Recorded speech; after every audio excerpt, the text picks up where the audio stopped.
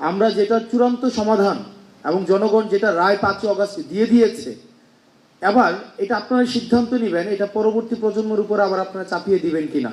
এই যে আওয়ামী লীগের যে প্রশ্নটা আমরা দেখতে পাচ্ছি যে আওয়ামী লীগের রিহেবিলিটেশন বিভিন্নভাবে করার একটা প্রক্রিয়া হচ্ছে, কিভাবে তাদেরকে নির্বাচনে আনা যায়, তাদের ছাড়া নির্বাচন কি গ্রহণযোগ্য হবে কি হবে না, সেই বিষয়গুলো নিয়ে আলোচনা হচ্ছে, যেটা খুবই দুঃখজনক। আমরা এই বিষয়টির সমাধান 5 অগাস্ট করেছি এবং মানুষ 5 অগাস্টে রায় দিয়েছে, এবং একটা দল কতটা জনবিবর্জিত হতে পারে যার ফলে সেক্ষেত্রে তাকে দেশ ছেড়ে পালাতে হয়। আমরা যখন মিডিয়াতে দেখি আমরা কিন্তু দেখি যে সাবেক প্রধানমন্ত্রী দেশ ত্যাগ করেছেন এভাবে লেখা হয়, কিন্তু আসল সত্যটা হচ্ছে উনি দেশ থেকে পালিয়েছেন। একটা দেশ থেকে কত জনবিবর্জিত হলে একটা দেশ থেকে এবং পৃথিবীর ইতিহাসে একটা বিরল নজির, যে ক্ষেত্রে আমরা দেখেছি যে গণভবনের প্রধান এবং হচ্ছে বাইতুল মোকাররমের প্রধান দুইজন একসাথে দেশ থেকে পালায়।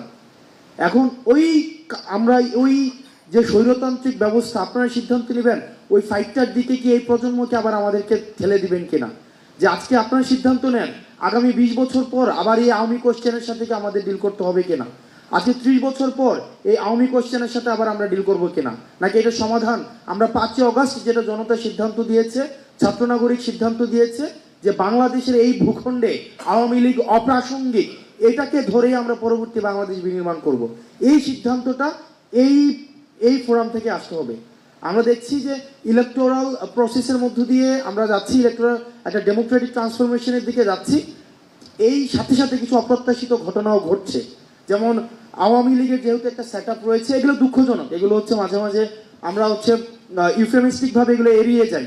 আমরা একটা ডেমোক্রেটিক একটা সোসাইটিতে ইউফেমিস্টিকভাবে এড়িয়ে যাই, যেমন ইলেকটোরাল প্রসেসে আমরা আওয়ামী লীগকে নিয়ে আসতে চাই, কারণ হচ্ছে আওয়ামী লীগের যেহেতু একটা সেট আপ আছে, তাদের একটা ভোট ব্যাংক আছে, তাদের একটা বিজনেস একটা কমিউনিটি আছে, তাদের কালচারাল একটা হচ্ছে কালচারাল একটা সোসাইটি আছে।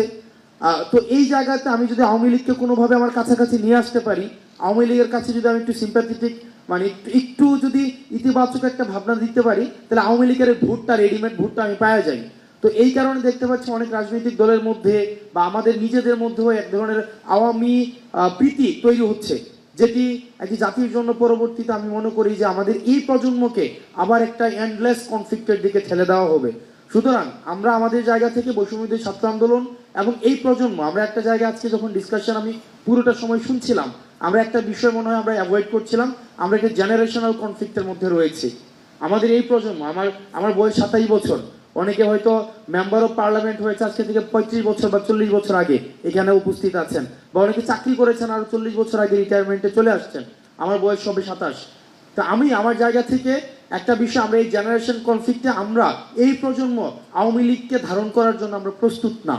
এখন আপনারা যদি আবার আমাদেরকে চাপিয়ে দেন যে আওয়ামী লীগকে, তাহলে এটা কিন্তু এক ধরনের এটা একটা ভমিটিং হবে, এবং এটার বার্ডেন, এটার দায়ভার আমরা আমাদের যারা পূর্ববর্তী প্রজন্ম আছে, অভিজ্ঞ প্রজন্ম আছে, রাজনৈতিক প্রজ্ঞা, রাজনৈতিকভাবে যারা বিচক্ষণ, তাদেরকেই কিন্তু আমরা সবসময় এই এলিগেশনটা দিয়ে যাব। তার মানে আওয়ামী লীগের বিষয়ে আমাদের একটা চূড়ান্ত সিদ্ধান্ত অতি সত্বর আসতে হবে, না হয় এই যে তরুণ প্রজন্ম এটা ফ্রাস্ট্রেশনের দিকে যাবে। এরপর হচ্ছে আমাদের যেই একটা দীর্ঘ 1.5 দশকের বেশি সময় ধরে আমাদের গুম খুন হত্যা নির্যাতন নিপীড়ন হয়েছে, Awami League as a party হিসাবে এগুলো করেছে। আমরা চাই এগুলোর বিচারটা ভিজিবল হোক, তাত্ত্বিক জায়গা থেকে এই জায়গাটা দৃশ্যমান হোক, যাতে করে ট্রাস্ট বিল্ডিংটা হয়। এই যে গুম খুনের গণহত্যার যে বিচারটা, এটা যেন খুব দ্রুততম হয়, এটাকে প্রায়োরিটি বেসিস যদি করেন, তাহলে আমাদের এই যে তরুণ প্রজন্মের কাছে যে কমিটমেন্টটা রয়েছে, এই কমিটমেন্টটা আমরা সেটার বাস্তবায়ন ঘটাতে পারি। আর সর্বশেষ যেটা হচ্ছে যে আমরা এটাকে টার্মিনোলজিতে যেটাই বলি না কেন, বিপ্লব বলি, এটাকে হচ্ছে গণ অভ্যুত্থান বলি, এটা তাত্ত্বিকতার জায়গা, এটা তাত্ত্বিকটা নির্ধারণ করবে যে বিপ্লব বা গণ অভ্যুত্থান যে বিষয়টা। কিন্তু আমরা যেটাকে এক্সপিরিয়েন্স করেছি, আমরা মনে করি এটার একাডেমিক এবং এটার অ্যাডমিনিস্ট্রেটিভ ইনস্টিটিউশনাল এটার অ্যাকনোলেজমেন্ট প্রয়োজন।